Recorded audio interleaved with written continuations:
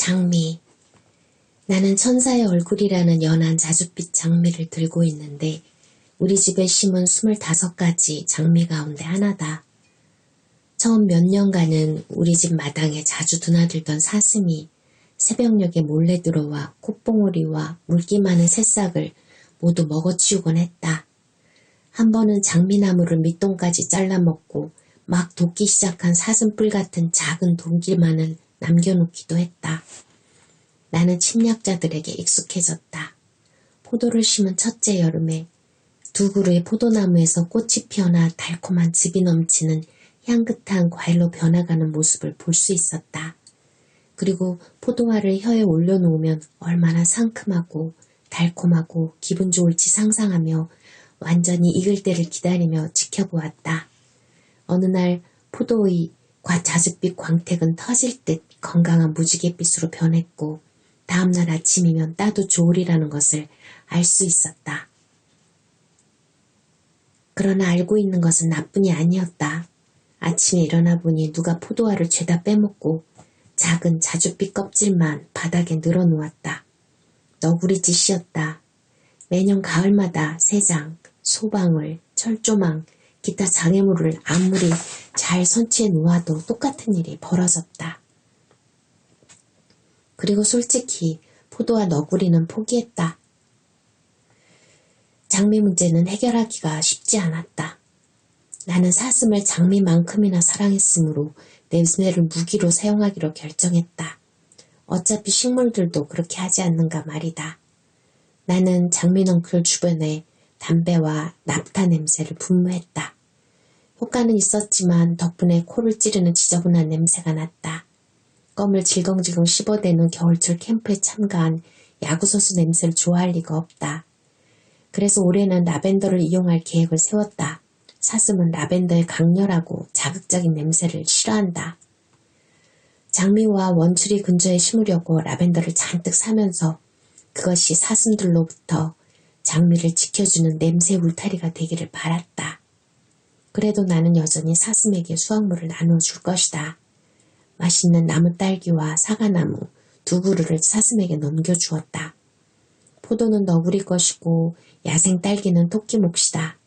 그러나 천상의 향기로 나의 감각을 적시는 장미는 신성 불가침이다. 세계에서 제일 비싼 고전적인 명품의 반열에 드는 향수는 조이다. 이것은 2가지 꽃향기, 자스민과 여러 종류의 장미를 혼합한 향수다. 장미는 다른 어떤 꽃보다 사람을 감질나게 만들고 유혹하고 중독시킨다. 장미는 예로부터 집을 가진 사람, 연인들, 꽃 중독자, 뛰어난 감각의 소유자들을 사로잡았다. 다마스쿠스와 페르시아 사람들은 피지 않은 장미꽃 봉오리를 단지에 넣어 정원에 묻어두곤 했다. 그리고 특별한 행사가 있으면 판에 요리에 썼는데 꽃은 접시 위에서 극적으로 피어나곤 했다. 장곡도가 만든 영화 미녀와 야수에서 모든 재난과 마술은 한 남자가 딸의 간절한 소원을 들어주기 위해 장미 한 송이를 꺾으면서부터 시작된다.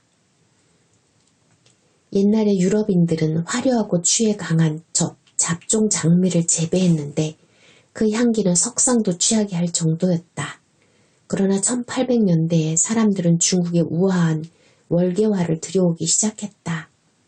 월계화를 꺾으면 신선한 찻잎 냄새가 났고 추위에는 약했지만 밝은 노랑에서 빨강까지 사계절 꽃을 피워냈다. 월계화와 유럽의 장미를 경주마처럼 신중하게 교배하여 섬세하고 정교한 장미 종자를 만들어냈는데 그 색채와 모양, 향기가 무한했다. 사람들은 그것을 잡종 티로즈라고 불렀다. 그 25,000가지 이상의 변종이 태어났고 한때는 지나친 교배로 장미의 향기가 거의 사라진 적도 있었다. 장미에게 향기는 열성인자인 듯하다. 그래서 향기가 진한 부모 세대가 꽃잎은 완벽해도 냄새 없는 자손을 만들어낼 수 있다. 다행스럽게도 지금은 향기 있는 장미가 대세를 이루고 있다. 세계에 가장 널리 보급된 잡종 티로즈는 평화다. 현란하고 다채로운 연한 색을 지닌 장미로 빛의 변화에 따라 정오에 활짝 피었다가 해질녘에는 오므라든다. 달걀 모양 꽃봉오리는 연노랑 물결로 활짝 피어나고 투명한 끝부분은 분홍색으로 물들어 있다. 이 꽃은 꿀을 바른 달짝지근한 가죽 냄새를 풍긴다. 내가 심은 장미 가운데 평화가 하루의 빛과 습도에 따라 인간과 마찬가지로 얼굴빛과 기분을 달리하는 듯하다. 1945년 5월 2일 베를린이 함락된 날 파사데나의 태평양 장미 모임에서 시험적으로 만들어낸 우리 시대의 가장 위대한 신품종의 이름은 세계의 가장 큰 염원에 따라 평화라고 지어졌다. 대통령의 이름을 딴 장미도 많았고 링컨은 피처럼 붉은빛, 케네디는 순수한 흰빛의 장미, 유명한 영화배우나 명사의 이름을 재치있게 탄 것들도 있다. 장미가 아름다움과 사랑을 상징하기는 하지만 그 색깔과 감촉, 모양, 냄새는 뭐라 설명하기 힘들다. 수터 골드는 노란색의 꽃잎에 살구, 수령초, 분홍잎이 살짝 물든 납작한 꽃을 피워내고 촉촉하고 달콤한 깃털 같은 향기를 풍긴다. 신품종 플로리번다는 여름 내내 꽃을 피운다. 요정은 향은 별로 없지만 봄부터 겨울철 눈이 약간 날릴 때까지 고운 분홍색 꽃을 쉴 새 없이 피워낸다. 기원전 270년에 100장의 꽃잎을 지닌 장미에 대해 글을 쓴 그리스 식물학자 테오프라스토스는 그때 이미 장미를 오래된 식물로 규정했다. 4천만 년 전에 들장미 화석도 있다. 이집트의 장미는 우리가 양배추 장미로 부르는 것으로 꽃잎이 많기로 유명하다. 클레오파트라가 안토니우스를 만났던 침실 바닥에는 장미 꽃잎이 40에서 50cm쯤 깔려 있었다. 둘은 침실 바닥에서 푹신하고 향기로운 꽃잎의 늪에서 사랑을 나누었을까? 아니면 향기로운 대양에 떠있는 뗏목 같은 침대를 이용했을까? 클레오파트라는 자신의 손님에 대해 잘 알고 있었다. 고대 로마인치고 장미에 빠지지 않은 사람은 드물었다. 공식적인 의식과 연애 석상에는 장미가 넘쳐났다. 황제의 분수에서는 장미수가 샘솟고 공중 목욕탕에도 장미수가 흘렀다. 원형 경기장에서 차양 아래 앉은 사람들은 장미향수를 흠뻑 뿌리고 있었다. 장미 꽃잎은 베개 속으로 사용되었고 사람들은 머리에 장미 화관을 쓰고 장미 푸딩을 먹었다. 약, 사랑의 미약, 최임제에는 빠짐없이 장미가 들어있었다.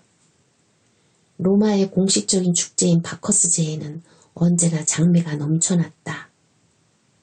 로마인들은 꽃에 대한 열정을 공식화하기 위해 로사리아라는 휴일을 만들어냈다. 네로는 모든 접시 아래 은재 파이프를 놓아두어 손님들이 식사 중에 향기에 젖을 수 있도록 한 적도 있었다. 로마인들은 천장에 천국의 하늘을 그려 넣었는데 사람들은 그 하늘이 활짝 열려 꽃과 향수를 비처럼 내려줄 거라 믿었다. 네로는 장미에 요즘 돈으로 16만 달러나 쓴 적도 있는데 비처럼 내리는 장미 꽃잎에 질식해 죽은 손님도 있었다. 이슬람 문화에서는 장미를 보다 정신적인 상징으로 보았다.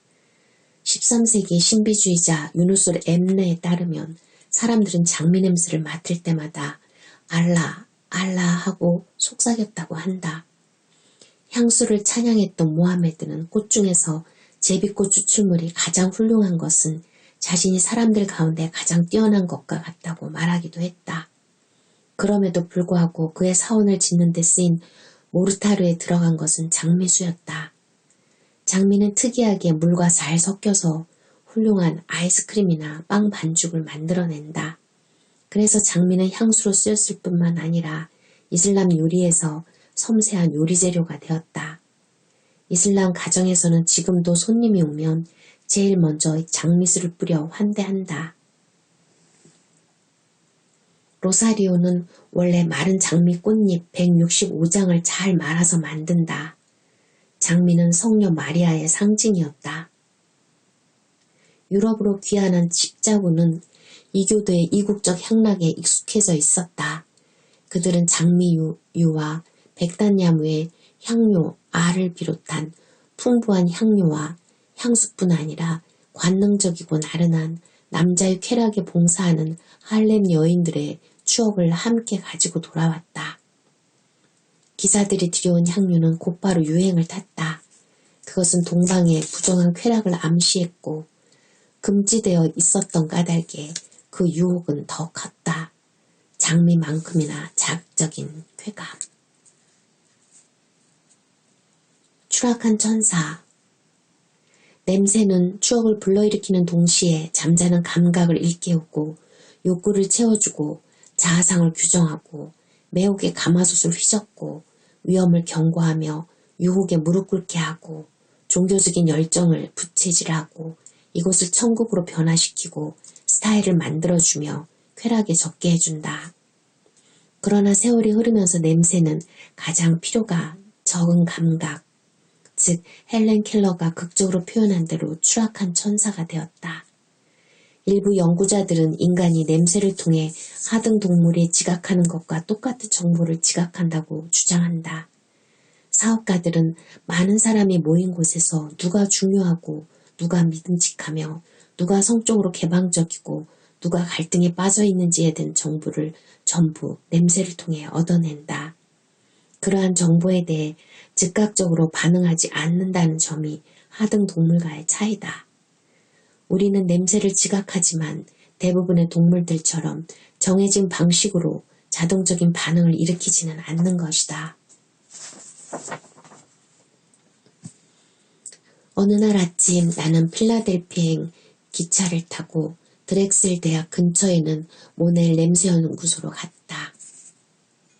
거기서는 수백 명의 연구원들이 화학, 심리학, 치료성분, 냄새의 특징에 대해 연구하고 있었다. 많은 사람들이 관심을 가지는 페로몬 연구는 대부분 모넬이나 그와 비슷한 연구소에서 이루어져 왔다.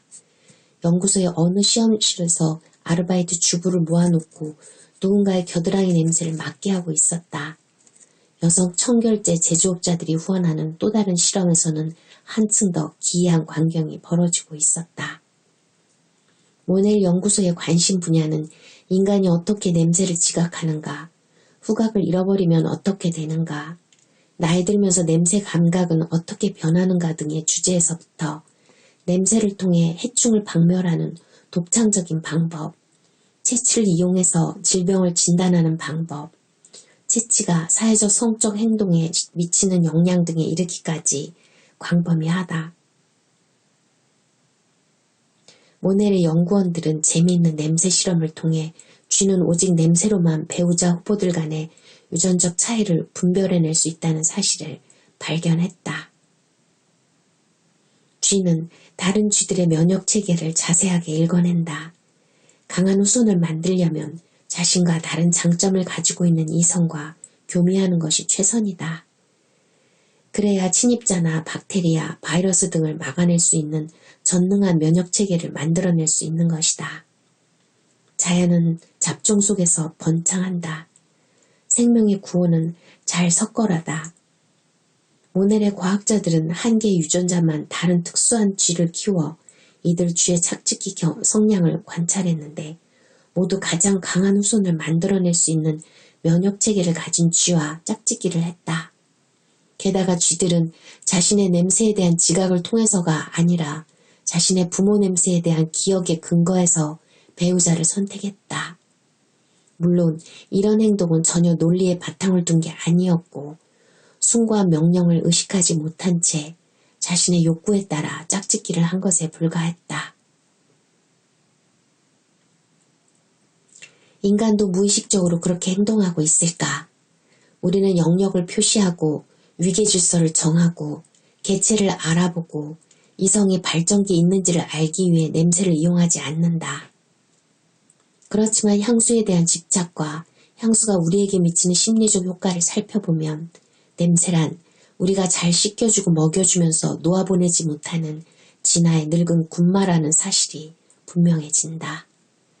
냄새는 생존에 필수적이지는 않지만 우리는 모든 논리를 넘어서 부분적으로는 우리가 자연에 떼래야 뗄 수 없는 일부였던 시절에 대한 향수 때문에 그것을 그리워하는지도 모른다. 진화는 인간의 후각을 약화시켜 왔지만 화학자들은 그것을 복원시키기 위해 노력해왔다. 인간이 냄새에 몸을 담그고 냄새에 탐닉하는 것이 우연은 아닌 것이다. 우리는 자신의 몸과 집뿐만 아니라 자동차에서 화장실 휴지에 이르는 생필품에도 향기를 첨가한다. 중고차 판매업자들은 고객들이 오래된 똥차에도 좋은 느낌을 갖도록 세차 스프레이를 뿌린다.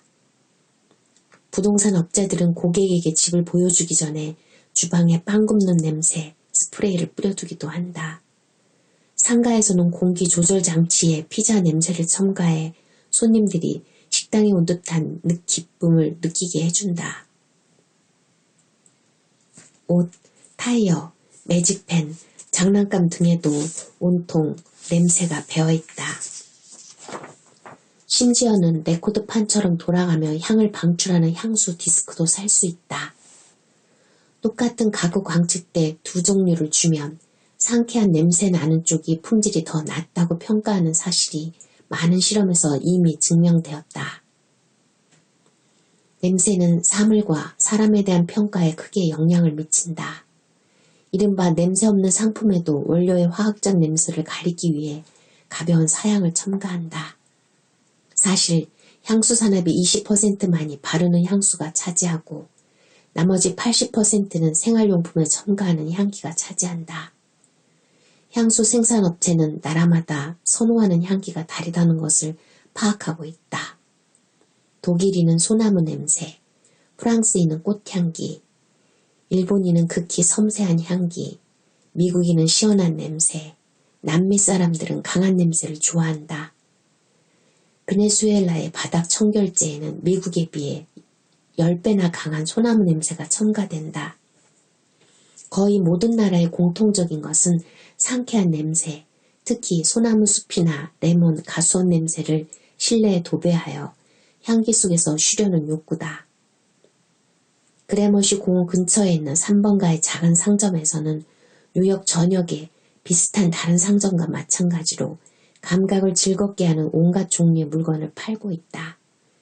그곳에는 풀과 꽃이 다양한 색채로 세밀하게 그려진 포트 마이런 도자기가 전시되어 있다. 모두 수제품인 문방구와 포장지에는 나뭇결과 작은 옹이 자국이 선명하게 눈에 띈다. 결이 거칠고 색색의 얼룩이 표면에 흩어져 있는 제품도 있다. 냄새를 따라가 본다. 작은 목욕 오일에는 봄비 냄새나 네터컷 섬 냄새가 난다고 씌어있다. 봄비는 어떤 냄새를 풍길까? 그것은 흔한 냄새다. 그러나 아무리 감각이 예민하다 해도 봄비, 여름비, 가을비의 차이를 알 수 있을까?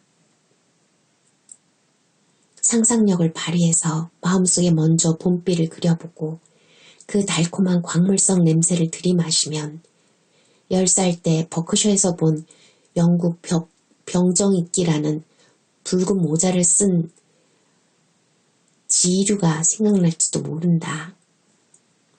아니면 황갈색 텐트 위에 내리는 비냄새를 떠올려 보거나 수천 개의 손가락으로 텐트를 두드려대는 듯한 빗소리를 들어보자.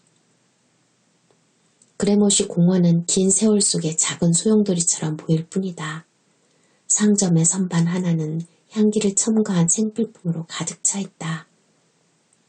이 알루미늄 전등 가스로 당신의 생활 공간에 향기를 더하세요. 어느 상자에는 환경의 향기를 이라고 쓰여 있다. 공기를 향기로 물들이고 코 속에 향내를 더하고 이 방 저 방을 돌아다니면서 달콤함에 젖고 춤으로 향기를 일으키자.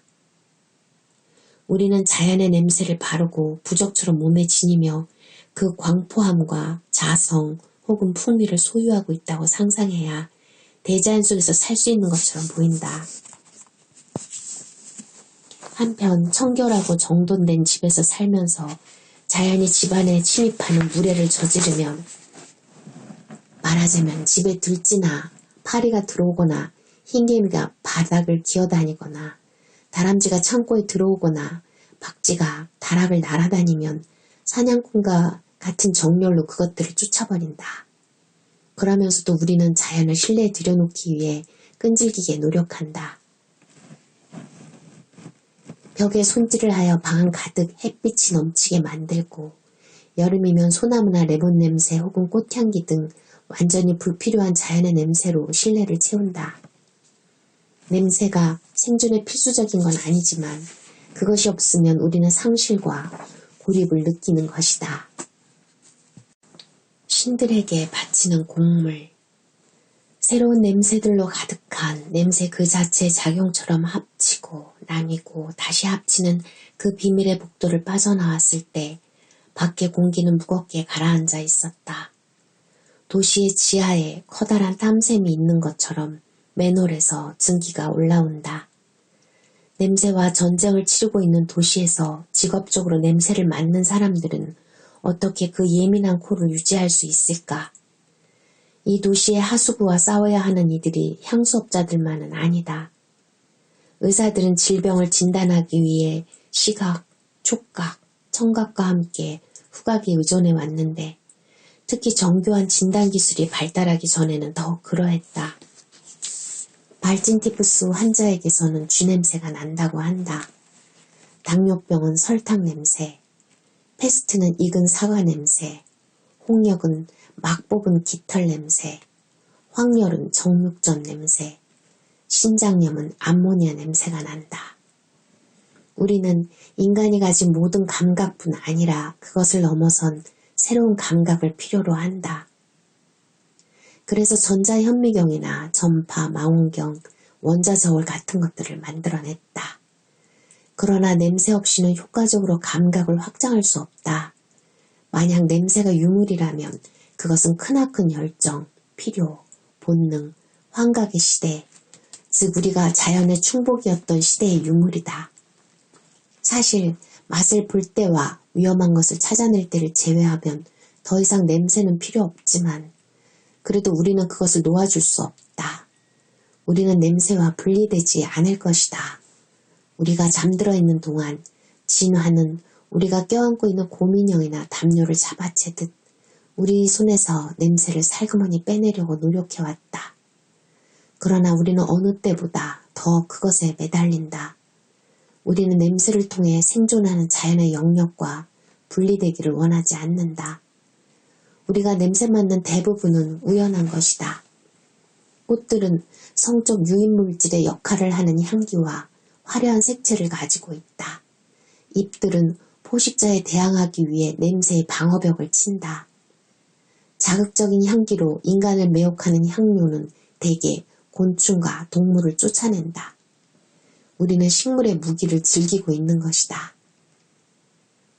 아마존 우림에 가보면 금방 알게 되지만 무기력한 식물은 없다.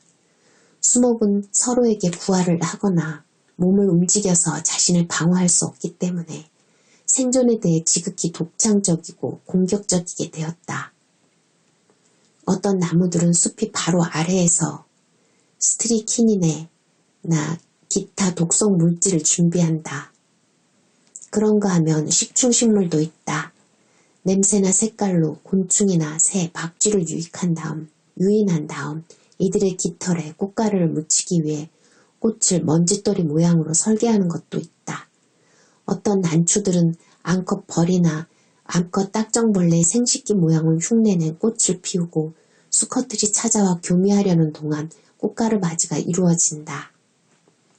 바하마에서는 1년 중 단 하룻밤 셀레니 세레우스 선인장의 꽃이 피어나고 밤새 생식 활동을 한 다음 아침이면 져버린다. 꽃이 피기 전 며칠 동안 커다란 꼬투리를 끼운다. 그러다 어느 날 밤 진한 바닐라 냄새에 잠을 깨면 무슨 일이 일어났는지 알 것이다. 달빛이 비치는 마당에는 지름 30cm의 거대한 꽃들이 피어있고 스핑크스 나방 수백 마리가 이곳에서 저곳으로 날아다닌다. 공기는 개 짖는 소리와 큰 책장을 넘기는 듯한 나방의 날갯짓 소리, 감각을 흠뻑 적시는 바닐라 향기로 가득 차 있다. 새벽이면 이 모든 것이 사라지고 선인장은 한 해의 욕망을 충족시켰다. 고대의 향수는 귀한 만큼 신비로웠고 모험가들은 치료제나 체험제를 찾아 떠났다. 냄새에 대한 인간의 감각이 교역료가 지나는 곳에서 언어가 전파되는 데 기여한 것이다. 향료, 향수, 약재, 그리고 이국의 부적에 대한 갈망으로 사람들은 대륙과 바다를 횡단했고 목적지에 도착했을 때는 값을 깎고 기록도 할 수 있어야 했다. 미 건국 200주년이던 1976년 냄새나 맛에 대한 감각을 기념하는 사람은 아무도 없었다. 콜럼버스의 탐험은 자본주의적인 것이고 모험적이었지만 동시에 감각적이었다는 것을 잊어버리곤 한다. 그가 항해에 적극적으로 나선 것은 부분적으로 이국의 향료와 향수에 대한 강박적인 요구 때문이었다. 메소포타미아에서 신들에게 바치는 향에서 출발한 향수는 제물로 태우는 짐승의 고기 냄새를 향기롭게 하는 목적으로 쓰였고 또한 죽기 의식, 병자의 치료와 성교 후에도 사용되었다. 불 위에 던져진 향은 이 세상의 것이 아닌 듯한 신비로운 연기를 하늘 가득 피워 올렸고 소란스러운 유령들이 몸속으로 달려드는 것처럼 콧구멍을 들쑤셨다. 향기로운 연기는 새 속에서 시작되었지만 재빨리 신들의 영역으로 올라갔다. 저 유명한 피라미드 모양의 바벨탑은 죽음이 예정된 존재가 도달할 수 있는 것보다 더 높이 신들 가까이로 뻗어 올라갔고 사제들은 그 꼭대기에 향을 지폈다.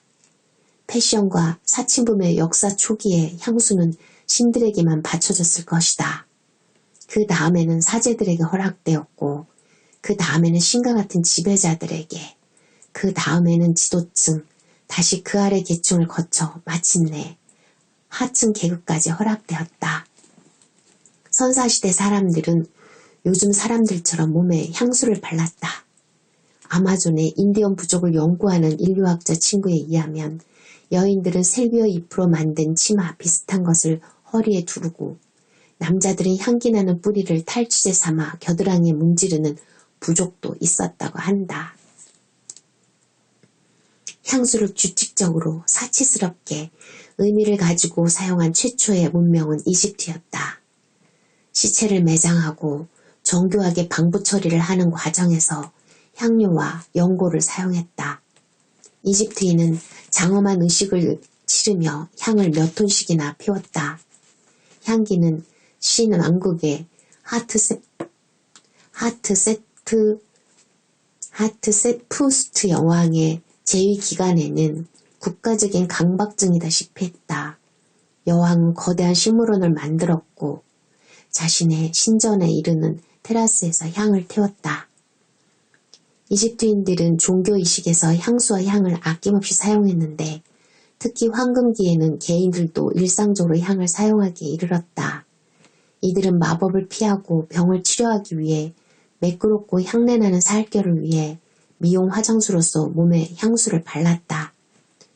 지성 오일에 향료를 집어넣는 기술을 발견했으며 꽃무늬 장식에 밀레피오리 유리를 비롯해서 베니스의 유리 장인들이 몇 세기 후에나 사용하게 되는 아름다운 유리 용기를 만들어 향수를 담아두었다.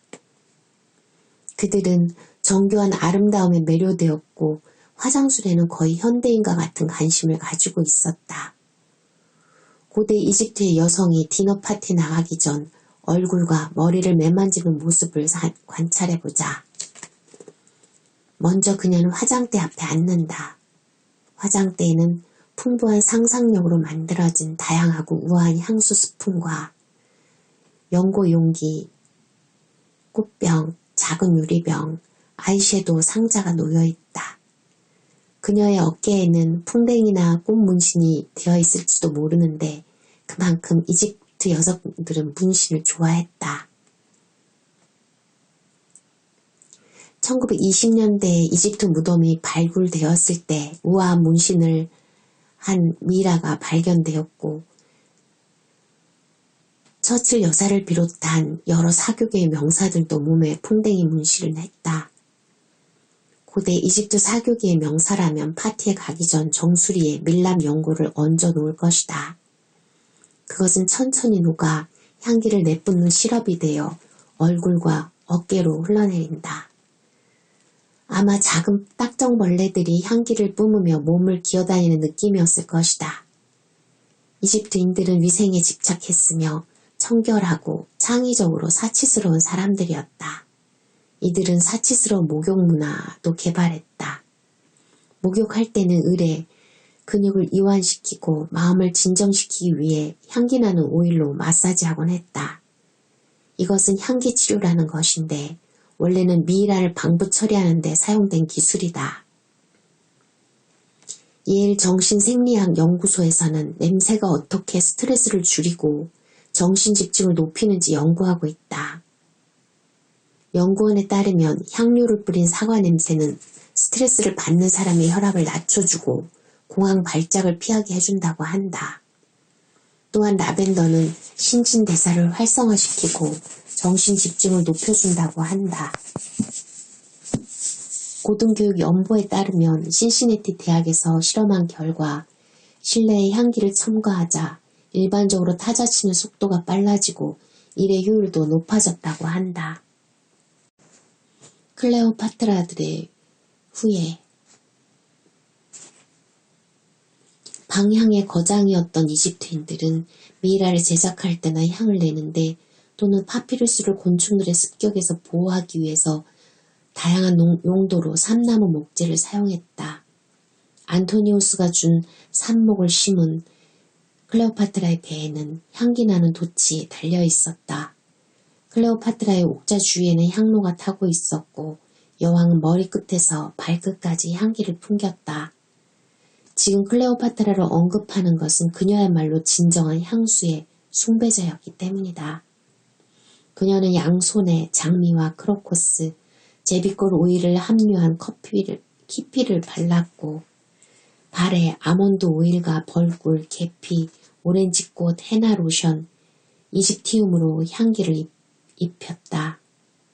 사방의 벽은 그물을 씌운 장미의 새장이었고 제왕의 향기는 향긋한 바람 속에서 하나의 명암처럼 그녀 앞에 도달했다. 셰익스피어가 상상한 대로였다. 거룻배에서 날아온 보이지 않는 낯선 향기가 코끝을 스치네 이웃한 부두에서. 로마는 웅장한 온천으로 유명한데 사실 그것은 사치스러운 이집트의 목욕 문화를 본뜬 것이다. 고대 세계에서는 왕궁 그 자체가 향기를 풍기는 경우가 많았다. 군주들은 궁전 전체를 삼나무 목재로 짓곤 했는데 달콤한 수지를 천연의 방충 효과 때문이었다. 청도에 있는 만주 황제들의 여름 궁전에는 안무저는 대들보와 벽이 모두 삼나무고 삽목의 향기가 퍼지도록 아무것도 칠하지 않았다. 이슬람 사원을 지을 때는 몰타르에 장미수와 사향을 섞었다. 정오의 태양이 몰타르를 달구면 향기가 스며나온다. 지금 코르사 바드에 있는 사르곤 2세의 기원전 8세기 궁전의 문짝에는 향수가 잔뜩 뿌려져 있어서 방문객들이 드나들 때마다 향기를 풍기곤 했다. 파라오의 배는 삼나무로 만들어졌다. 고대 세계의 7대 수수께끼 중 하나인 에페소스의 아르테미스 신전 기둥은 거의 20무트에 달했는데 세워진 지 200년 만인 기원전 356년에 향기를 뿜으며 불타버렸다. 전설에 따르면 알렉산더 대왕이 태어났을 때 불태워졌다고 한다. 고대의 남자들은 향수를 많이 뿌렸다. 강한 향기는 존재를 넓혀주고 그들의 영역을 확장해주는 측면이 있었다. 그리스 이전 크레타 섬에서는 운동선수들이 경기를 하기 전에 향기나는 특수한 오일을 발랐다. 기원전 400년경의 그리스 작가들은 팔에는 민트를, 무릎에는 타임을, 턱과 가슴에는 계피, 장미 혹은 야자 오일을, 손과 발에는 아몬드 오일을, 머리카락과 눈썹에는 마요라나를 바르라고 썼다. 디너 파티에 참석하는 이집트 남자들은 현관에서 화관을 받고 향수를 선택했다. 바닥에는 꽃잎을 깔아놓아 손님들이 그 위를 밟고 다니면 향긋한 바람이 일었다.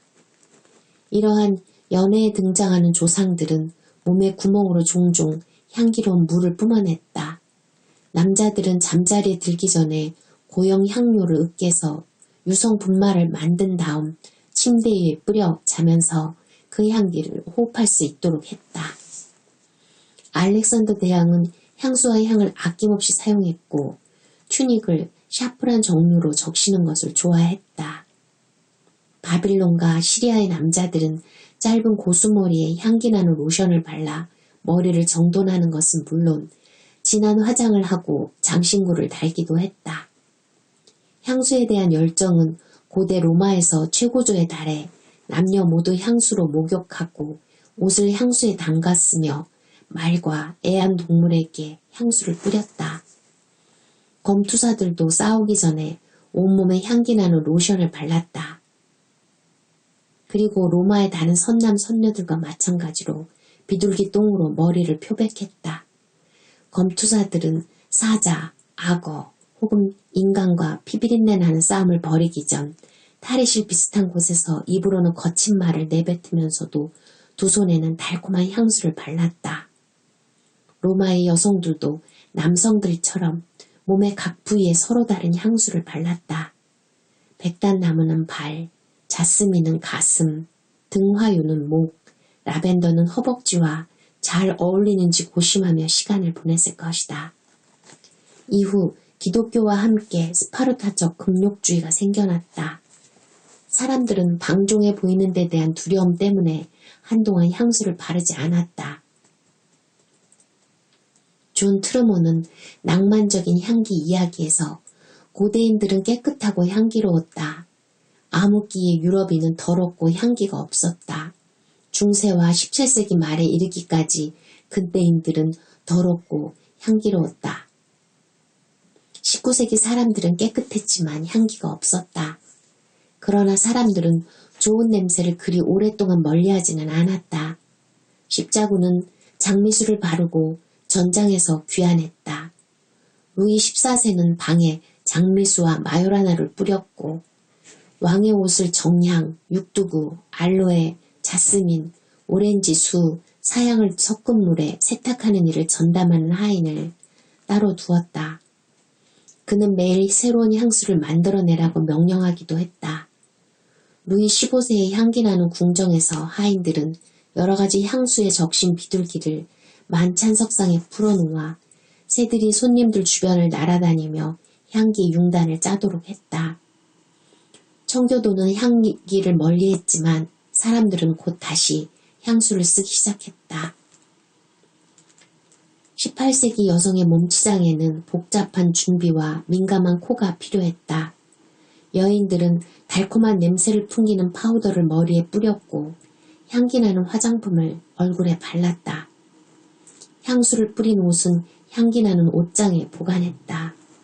여인들은 몸에 아낌없이 향수를 뿌렸고 면을 향수에 적셔 속옷 안에 쑤셔 넣었다. 테이블 위에는 포프리를 놓아두어 중국제 도자기에서 나온 향기로 방안을 채웠다.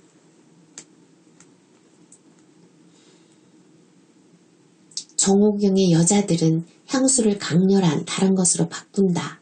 그리고 저녁 때 다시 바꾼다. 나폴레옹은 등하유를 비롯한 여러 가지 성분으로 만든 향수를 좋아했다. 나폴레옹은 1810년 향수 장인 샤르댕에게 똑같은 향수 162병을 주문했다. 그는 몸을 씻고 난 다음 목, 가슴, 어깨에 향수를 쏟아 부었다. 가장 힘겨웠던 전쟁 기간에도 그는 공들여 장식한 막사에서 장미향이나 제비꽃 향이 나는 로션, 장갑 등 아름다운 장식품을 고르곤 했다. 나폴레옹 전쟁 때 영국 해군의 함장들은 조세핀 황후에게 장미를 보냈다. 꽃은 말매종에 있는 황후의 정원으로 배달되었다. 조세핀 황후는 그곳에 250종의 장미를 심었다.